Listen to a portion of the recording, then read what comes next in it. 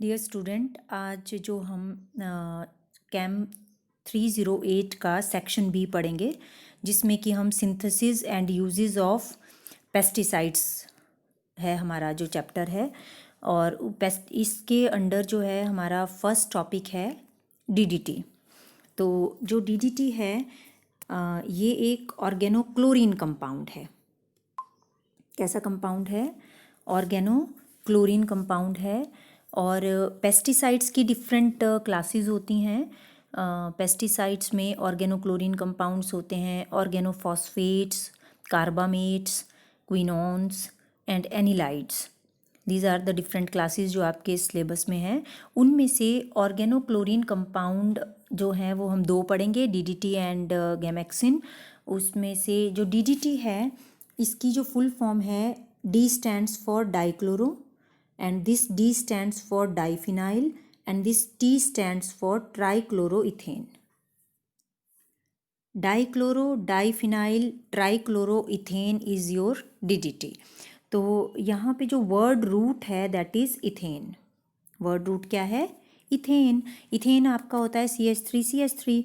और इसमें क्या होता है CH3CH3 में कि जो हाइड्रोजन होते हैं वो उसमें कुछ सब्स्टिट्यूशन होती है। ये हाइड्रोजन जो है वो सब्स्टिट्यूट हो जाते हैं विद सम ग्रुप्स। तो हम करेंगे किस किस ग्रुप से होते हैं। डाइक्लोरो से होते हैं, कुछ डाइफिनाइल से होते हैं और ट्राइक्लोरो से होते हैं। ठीक है, हाइड्रोजन सब्स्टिट्यूट। और इसका जो IUPAC नेम है that is 2,2-bis parachlorophenyl 1,1,1 trichloroethane. This is IUPAC name of DDT। अब ये देखिए, यहाँ स्ट्रक्चर्स पे आएंगे आप। यहाँ पे अगर आप इथेन लें तो मैंने बोला आपको CH3CH3 होता है। तो ये है वो इथेन का CH3CH3, वर्ड रूट में इथेन के 2 कार्बन। अब ये वाले H3 हैं, ये वाले H3, these are replaced by 3 chloride and इसके जो 2 हाइड्रोजन हैं 3 में से 1 तो यहीं पे ही है, लेकिन जो 2 हाइड्रोजन्स हैं these are substituted by these para chlorophenyl groups. Then अब IUPAC नेम में अगर देखा जाए तो हमने पढ़ा कि 2,2-bis, मतलब this carbon is first, this is second carbon पे बिस मतलब 2 टाइम्स। बिस का क्या मतलब होता है? 2 टाइम्स जो है वो कॉम्प्लेक्स लिगेंड्स लगे हुए हैं, तो वो ये हैं दोनों। बिस पैरा पोजीशन पे, क्लोरो इस पे भी पैरा पोजीशन पे है ना, this is para position with respect to this carbon. ठीक है, तो पैराक्लोरोफिनाइल ग्रुप है ये, पैराक्लोरोफिनाइल। एंड 1 पे क्या लगा हुआ है? 1 कार्बन पे क्या लगा हुआ है? 1,1,1 ट्राइक्लोरो। तो मतलब 1 कार्बन पे 3 लगे हुए हैं आपके, 3 क्लोरो ग्रुप्स लगे हुए हैं। फर्स्ट कार्बन पे 3 क्लोरो ग्रुप्स हैं। ठीक है, और इथेन है ये, वर्ड रूट तो इसका इथेन है, मैंने आपको पहले भी बता दिया। ओके, तो ये इसका IUPAC नेम है। तो ये पैरा आइसोमर है DDT का। कैसा आइसोमर है? पैरा आइसोमर, क्योंकि इसमें जो क्लोरो ग्रुप लगे हैं यहाँ फिनाइल ग्रुप के साथ, वो पैरा पोजीशन पे लगे हुए हैं। हम इसके और भी आइसोमर आगे देखेंगे कि कौन कौन से आइसोमर्स होते हैं। और तो DDT जो है वो पैरा आइसोमर होता है, ये आपने ध्यान रखना है कि this is the para isomer होता है जो आपका DDT है। और DDT हैज़ जो इंसेक्टिसिडल एक्शन होता है इसका, मतलब ये इंसेक्टिसाइड है, इंसेक्ट्स को किल करता है, ये। तो इंसेक्टिसिडल एक्शन है इसका। और इसकी जो इंसेक्टिसिडल प्रॉपर्टीज़ थी, these were discovered in 1939 by Paul Muller, जो कि एक स्विस केमिस्ट थे। उन्होंने इसकी इंसेक्टिसिडल प्रॉपर्टीज़ को डिस्कवर किया था एंड उसके लिए उनको नोबेल प्राइज़ मिला था इन 1948 में। उसकी इंसेक्टिसिडल प्रॉपर्टीज़ को डिस्कवर करने के लिए उनको नोबेल प्राइज़ भी मिला था। तो इम्पॉर्टेंट क्वेश्चन बनता है 1 मार्क्स के क्वेश्चन में ये। देन जो आपका डीडीटी होता है, जब प्योर फॉर्म में होता है ये, तो ये ऑर्डरलेस है, कलरलेस है और क्रिस्टलाइन सॉलिड होता है, क्रिस्टलाइन फॉर्म में होता है, ठीक है। लेकिन इसमें जब प्योर फॉर्म में रहेगा तभी ये क्रिस्टलाइन सॉलिड होता है। अदरवाइज़ ये अगर टेक्निकल प्रोडक्ट है, पाउडर टेक्निकल प्रोडक्ट है, तो ये जो है वो थोड़ा सा वाइट, तब इसकी फ्रूटी स्मेल होती है और वाइट टू क्रीम कलर का होता है ये, ठीक है। देखिए इसकी 2 फॉर्म्स हो सकती हैं यहाँ पे। एक तो क्रिस्टलाइन फॉर्म में तो ये सब हैं इसकी, और ना तो इसकी स्मेल है कोई, ऑर्डरलेस है, और ना ही इसका कोई कलर है, कलरलेस है, वाइट कलर का है। लेकिन जब ये एमोफस फॉर्म में रहेगा, जब हम इसकी सिंथेसिस करते हैं ना, तो एकदम ही थोड़े क्रिस्टलाइन आ जाता है। आपको पता है अमोफस फॉर्म में आते हैं आपके, जब आप किसी भी चीज़ की सिंथेसिस करते हो, तो अमोफस फॉर्म में ये कैसा है, तब इसका वाइट टू क्रीम कलर है और इसकी स्मेल भी है, फ्रूटी स्मेल होती है तब इसकी, जब आप इसकी टेक्निकल सिंथेसिस करते हैं, ठीक है। तो आपने ये ध्यान रखना है कि अमोफस फॉर्म में इसकी स्मेल भी होती है और ये इसका थोड़ा बहुत क्रीम का कलर का भी होता है। लेकिन जब ये प्योर डीडीटी आ जाता है आफ्टर रिक्रिस्टलाइजेशन, तो ये ऑर्डरलेस होता है और कलरलेस होता है। इसका जो मेल्टिंग पॉइंट है that is 108.5 to 109 degree Celsius. Recrystallisation इसकी किससे होती है? रिक्रिस्टलाइजेशन हमने प्रैक्टिकल में किया है, ठीक है। जब हम कोई भी प्रेसिपिटेट्स बनाते हैं प्रैक्टिकल्स में, तो उसके बाद हम उनको रिक्रिस्टलाइज करते हैं, उनको डिज़ोल्व करते हैं पर्टिकुलर सॉल्वेंट में, और उनको चाइना डिश में जो है वो इवेपोरेट किया जाता है, मतलब उसके क्रिस्टलाइजेशन पॉइंट तक उसको बॉयल किया जाता है, और उसके बाद उसको कूल करने के लिए रख देते हैं, तो उसके क्रिस्टल्स बन जाते हैं। ये रिक्रिस्टलाइजेशन का मेथड है। तो डीडीटी के केस में रिक्रिस्टलाइजेशन के लिए कौन सा सॉल्वेंट यूज़ करते हैं? 95% ऑफ इथेनॉल यूज़ किया जाता है। देन इसकी सॉल्युबिलिटी वाटर में कम होती है, low solubility in water, but it is highly soluble in aromatic solvents में ये सॉल्युबल होता है। एरोमेटिक सॉल्वेंट्स जो होते हैं ज़ाइलिन एटसेट्रा, या फिर आपके जो आपके ये होते हैं ना, कोई भी कई बार आपके पेट्रोलियम ऑयल्स हैं उनमें भी इसको सॉल्व किया जाता है, बेंजीन है उसमें ये सॉल्व, टॉल्वीन, ये सारे सॉल्वेंट्स इनमें ये सॉल्युबल हो सकता है। देन नेक्स्ट जो है दैट इज़ ये स्लाइड जो है इट शोज़ कि डीडीटी के यहाँ पे 3 आइसोमर्स हैं, बट डीडीटी मैंने आपको बताया कि पैरा पैरा आइसोमर्स ही होता है उसका, मतलब पैरा पोजीशन पे जब ये रहेगा। ये देखिए ये है डीडीटी, यहाँ पे जो है CH, ये इथेन ग्रुप है, CH के और सी ये फर्स्ट कार्बन है, ये सेकंड कार्बन है। सेकंड कार्बन के साथ पैरा पोजीशन पे क्लोरो लगा है, यहाँ पे भी पैरा पोजीशन पे फिनाइल के साथ क्लोरो लगा है, और फर्स्ट कार्बन पे आपके 3 क्लोरो ग्रुप लगे हैं, तभी है ना ये डाई क्लोरो। देखिए जब इसका नाम हम बोल रहे हैं तो हम क्या बोल रहे हैं? डाई क्लोरो, ये इसकी वजह से डाई क्लोरो, डाई फिनाइल ये इनकी वजह से डाई फिनाइल, और ट्राई क्लोरो ये वाले हैं ट्राई क्लोरो इथेन, ये इसकी फुल फॉर्म है, ठीक है। तो ये पैरा पैरा आइसोमर है। देन ऑर्थो पैरा आइसोमर कैसा होता है कि एक में आपका ऑर्थो ग्रुप पे लगा है क्लोरो ग्रुप, यहाँ ऑर्थो पोजीशन पे है, और यहाँ पे किस पोजीशन पे है? पैरा पोजीशन पे है, तो ये ऑर्थो पैरा आइसोमर है डीडीटी का, ठीक है। और ऑर्थो ऑर्थो आइसोमर कैसा होगा कि यहाँ पे ऑर्थो पोजीशन पे क्लोरो है और यहाँ पे भी ऑर्थो पोजीशन पे क्लोरो है ना। पोजीशंस तो आपको क्लियर है ना फिनाइल की। इसके विद रिस्पेक्ट हमने देखनी है, this is ortho Meta and this is para position, this is ortho Meta and para position. तो जब ऑर्थो पे होगा Cl ग्रुप तो हम ऑर्थो ऑर्थो आइसोमर बोलेंगे, जब ऑर्थो एंड पैरा दोनों के अलग अलग रिस्पेक्ट फिनाइल ग्रुप के ऊपर होगा तो हम ऑर्थो पैरा बोलेंगे, एंड देन पैरा डीडीटी। ये थे इसके आइसोमर्स। देन सिंथेसिस जो है डीडीटी जो है that is first synthesized by Zeidler in 1874। देखिए सिंथेसिस पहले हो गई थी इसकी 1874 में, लेकिन इसकी जो हमने पीछे पढ़ा कि इसकी जो इंसेक्टिसिडल प्रॉपर्टीज़ हैं वो पॉल मुलर ने बाद में डिस्कवर की थी 1939 में, है ना। इंसेक्टिसिडल प्रॉपर्टीज़ इसकी 1939 में डिस्कवर हुई थी, लेकिन इसको जेडलर ने 1874 में सिंथेसाइज कर दिया था। तो सिंथेसिस कैसे होती है इसकी? By the condensation reaction between chloral and chlorobenzene in the presence of sulphuric acid. तो यहाँ पे कंसनट्रेटेड सल्फ्यूरिक एसिड लेते हैं, ठीक है। तो जो क्लोरल होता है, ये आपका क्लोरल है, दिस इज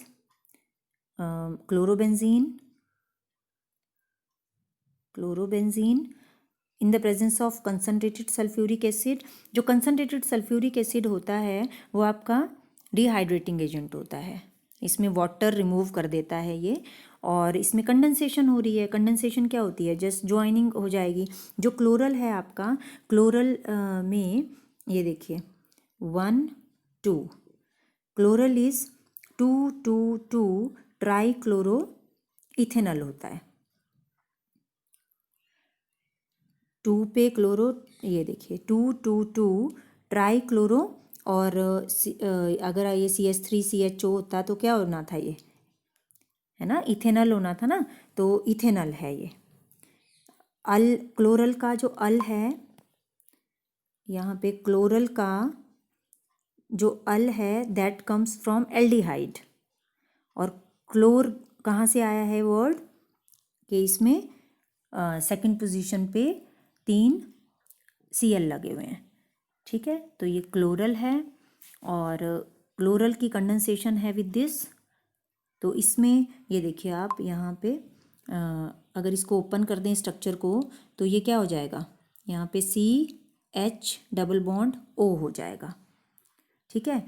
और यहाँ पे या इस वाले हाइड्रोजन को, यहाँ पे भी हाइड्रोजन है ना, यहाँ पे भी हाइड्रोजन है, यहाँ पे भी हाइड्रोजन है, यहाँ पे तो हर जगह क्लोरोबेंजीन के साथ हाइड्रोजन है। अब ये वाला हाइड्रोजन जो है वो रिमूव होगा, ये वाला O रिमूव होगा, और सेकंड का भी, सेकंड क्लोरोबेंजीन का भी ये हाइड्रोजन रिमूव होगा, ये हाइड्रोजन, और वाटर रिमूव हो जाएगा। देखिए H2O रिमूव हो गया और यहाँ पे कंडेंसेशन हो गई। तो ये जो डबल बॉन्ड था ये अब सिंगल सिंगल बॉन्ड यहाँ पे शो हो रहा है, ठीक है। और वाटर रिमूव हो गया and then DDT is formed या DDT इज सिंथेसाइज्ड, ओके। तो इसमें आप क्लोरल का भी बता सकते हैं अगर थोड़ा सा रेफरेंस देना हो आपको कि ये क्या है। और पर क्लोरल की सिंथेसिस भी, जो क्लोरल की सिंथेसिस है ये इसको पहले सिंथेसाइज करना पड़ता है। DDT की सिंथेसिस से पहले क्लोरल सिंथेसाइज करना पड़ता है। क्लोरोबेंजीन तो सिंपली न्यूक्लियो आप अगर क्लोरीनेशन ऑफ बेंजीन करें तो हो जाती है। बेंजीन की क्लोरीनेशन से क्लोरोबेंजीन बन जाएगा, ये तो सिंपल सिंथेसिस है। लेकिन क्लोरल को पहले बनाना पड़ता है, तो वो कैसे बनता है? That is the synthesis of chloral कैसे होती है? तो इस केस में that is prepared by chlorination of ethanol. Ethanol की क्लोरीनेशन करेंगे, ठीक है। वाटर लेंगे यहाँ पे एंड HCl रिमूव हो जाएगा और आपके पास यहाँ पे क्या आ जाएगा? दिस पहले हाइड्रेटेड फॉर्म बनेगी इसकी, क्लोरल हाइड्रेट बोलते हैं इसको। इसको क्या बोलते हैं? क्लोरल हाइड्रेट, ठीक है। जो इथेनॉल है आपका CH3CH2OH होता है, तो इसमें OH तो यहाँ पे पहले से ही है, 1 hydrogen is replaced by this OH, और ये तीनों के तीनों hydrogen are replaced by chlorine. Chlorination हो गई इथेनॉल की एंड क्लोरल हाइड्रेट बना पहले, एंड देन क्लोरल हाइड्रेट जो है डिस्टिल्ड किया जाता है विद कॉन्सनट्रेटेड सल्फ्यूरिक एसिड। अब concentrated sulphuric acid dehydrating agent होता है, वाटर रिमूव हो जाएगा और क्या बन जाएगा? क्लोरल बन जाएगा। वाटर कहाँ से रिमूव होगा? ये वाला वाटर इज रिमूव्ड और क्या बन गया CHO, यहाँ पे CHO ग्रुप रह गया सिर्फ। तो chloral is formed by the chlorination of ethanol and then in the second step that hydrated chloral या chloral hydrate is distilled with concentrated sulfuric acid to form chloral. Okay and then यहाँ पे chloral के बाद जो आपका DDT बनता है, जो पीछे DDT सिंथेसाइज किया आपने पहली स्लाइड में, तो वो कैसा था, वो आपका टेक्निकल प्रोडक्ट था। यहाँ पे जो DDT सिंथेसाइज हुआ है ये DDT, ये आपका टेक्निकल प्रोडक्ट बोलेंगे इसको, और ये अमॉर्फस फॉर्म में आएगा, फिर इसको क्रिस्टलाइज किया जाता है। ये मैंने पहले भी बता दिया, रिक्रिस्टलाइजेशन इसकी 95% इथेनॉल से होती है। ठीक है, अब जो DDT होता है वो जब आपके पास क्रिस्टलाइन फॉर्म में आ गया तो उसको हम डस्ट की तरह यूज़ कर सकते हैं, है ना, डस्ट की तरह भी उसको यूज़ कर सकते हैं।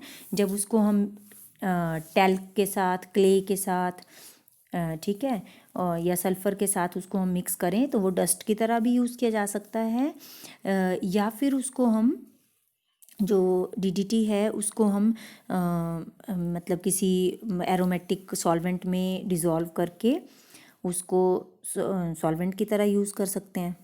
ठीक है, और जो आपका DDT रहेगा उसमें देखिए वाटर में तो ये इनसॉल्युबल होता है, तो वाटर में तो ये सिर्फ वाटर डिस्पर्सिबल पाउडर बनाएगा, वाटर के ऊपर डिस्पर्स हो जाएगा और पाउडर की फॉर्म में, और उसको हम वहाँ पे कहीं पे भी जैसे DDT का छिड़काव कर देते हैं क्रॉप्स के ऊपर। ठीक है, और ये जो है इसकी इमल्शन भी बनाई जा सकती है और इमल्शन के फॉर्म में भी इसको यूज़ किया जाता है। और ये जो इमल्शन होती हैं, ये इमल्शन आपकी वॉलेटाइल सॉल्वेंट के साथ भी बन सकती हैं और नॉन वॉलेटाइल सॉल्वेंट के साथ भी बन सकती हैं इमल्शंस इसकी। ठीक है, वॉलेटाइल सॉल्वेंट हुए जैसे ज़ाइलिन, और नॉन वॉलेटाइल सॉल्वेंट हुआ जैसे पेट्रोलियम ऑयल। ठीक है, उनके साथ इसकी इमल्शंस बनाई जा सकती हैं। अब हमारी जो नेक्स्ट सिंथेसिस के बाद हमारा जो नेक्स्ट स्टेप होता है that is your uses of DDT। तो यूजेस में DDT is used in crop protection. ठीक है, फसलों को बचाने के लिए, क्योंकि फसलों में कई बार क्या लग जाते हैं, इंसेक्ट्स लग जाते हैं, तो उनको किल करने के लिए DDT का जो है वो यूज़ किया जाता है। ह्यूमन हाइजीन में किया जाता है, मतलब जैसे आसपास के इलाकों में जब भी पानी इकट्ठा हो जाए, कहीं हो जाता है ना कई बार, तो DDT का छिड़काव किया जाता था पहले। अब तो इसको बैन कर दिया गया है क्योंकि ये जो है ये सॉइल की फर्टिलिटी को अफेक्ट करती है, तो इसलिए इसको बैन कर दिया गया है। पर ये फिर भी वेरी इंपॉर्टेंट इंसेक्टिसाइड में गिना जाता है कि अगर कुछ भी सॉल्यूशन ना निकले तो फिर इसको किया ही जाता है यूज़। ठीक है, करते हैं मतलब यूज़ इसको, अदरवाइज़ या तो किसी के साथ कॉम्बिनेशन में कर लेंगे, इस तरह से यूज़ कर सकते हैं। तो ह्यूमन हाइजीन में मतलब जैसे आसपास के इलाकों में आपका पानी इकट्ठा हो जाए तो वहाँ पे DDT का छिड़काव कर देंगे, क्योंकि ये it is also used to kill mosquitoes को मारने के लिए भी इसको यूज़ किया जाता है। और 1942 से इसको यूज़ किया जा रहा है क्रॉप प्रोडक्शन के लिए अंडर द नेम। अब ये देखिए, ये जब क्रॉप प्रोडक्शन के लिए करेंगे, मतलब फसलों के ऊपर छिड़काव जब इसका किया जाता है तो इसको किस नेम से यूज़ किया जाता है, गैस्ट्रो। ठीक है, क्रॉप प्रोडक्शन के लिए, क्रॉप प्रोटेक्शन के लिए गैस्ट्रो के नेम से इसको यूज़ किया जाता है, और ह्यूमन हाइजीन के लिए इसको न्यूइड, ठीक है, के नेम से यूज़ किया जाता है। और DDT जो है दैट इज़ कॉन्टैक्ट इंसेक्टिसाइड, मतलब इंसेक्ट के कांटेक्ट में आने पे उनको किल कर देता है। Widely used as a powerful killer to insects and DDT solution contains, जब DDT का सॉल्यूशन जो है अगर केरोसिन में बनाया जाए या पेट्रोलियम ऑयल में बनाया जाए तो इट कंटेन्स 5% एक्टिव इंग्रेडिएंट। मतलब 5% DDT होगा अगर केरोसिन के साथ इसका सॉल्यूशन बनाएं या पेट्रोलियम ऑयल के साथ बनाएं, और 5% एक्टिव इंग्रेडिएंट होगा इसमें। और ये पेंटिंग के काम भी आता है, वॉल्स के ऊपर पेंटिंग करनी हो ना, वाइट कलर देना हो उनके, तो उसमें भी ये यूज़ किया जाता है। फर्नीचर के ऊपर पेंटिंग करनी हो, स्क्रीन्स के ऊपर या बिल्डिंग्स के ऊपर पेंट करना हो तो भी इसको यूज़ किया जाता है। अब पेंटिंग में तो इसका कोई मतलब वो नहीं है ज़्यादा, 5% रहेगा और उसको इजीली यूज़ किया जा सकता है। देन आर्मी भी इसको यूज़ करती है, हमारी जो सेना है वो इसको वारफेयर रीजेंट के रूप में यूज़ करती है। मतलब युद्ध में जो चीज़ें बनती हैं ना, एरोसोल्स वगैरह, तो उनके लिए इसको DDT को मिक्स किया जाता है विद पायरिथ्रम फ्रियोन के साथ इसको मिक्स किया जाएगा और एरोसोल बनेगा। एरोसोल क्या होता है? एरोसोल आपकी सॉलिड की सस्पेंशन होती है एयर में, है ना, एयर के साथ जब आपके सॉलिड मिक्स होते हैं तो उसको एरोसोल बोलते हैं। तो यहाँ पे सॉलिड जो है DDT है, ठीक है, और इस एरोसोल के साथ जो है DDT को मिक्स करके वारफेयर एजेंट के फॉर्म में इसको यूज़ किया जाता है DDT को बाय आर्मी। तो DDT ये तो मैंने बता ही दिया। DDT can also be used to kill mosquitoes. तो दीज आर सम यूजेस, आपको यूजेस भी करने हैं क्योंकि इसमें क्वेश्चन कैसे पूछा जा सकता है, आइदर डायरेक्ट पूछ लेंगे आपसे, write down the synthesis and uses depending upon कितने मार्क्स का क्वेश्चन है, या फिर सिर्फ सिंथेसिस पूछेंगे या सिर्फ यूजेस ही पूछेंगे, या 1 मार्क्स के क्वेश्चन में आ सकता है। बहुत इम्पॉर्टेंट और बहुत इंटरेस्टिंग और इजी टॉपिक है ये करने के लिए। तो आई होप आपको समझ आ गया है, and that's it for today. Thank you so much.